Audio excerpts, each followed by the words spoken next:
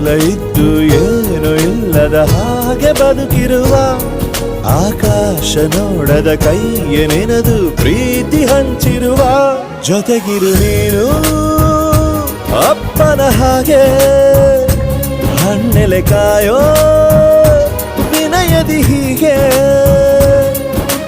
ನಿನ್ನನು ಪಡೆದ ನಾವು ಪುನೀತ ಬಾಳು ನಗು ನಗುತ್ತಾ ಬೊಂಬೆ ಹೇಳುತ್ತೈತೆ ಮತ್ತೆ ಹೇಳುತ್ತೈತೆ ನೀನೇ ರಾಜಕುಮಾರ.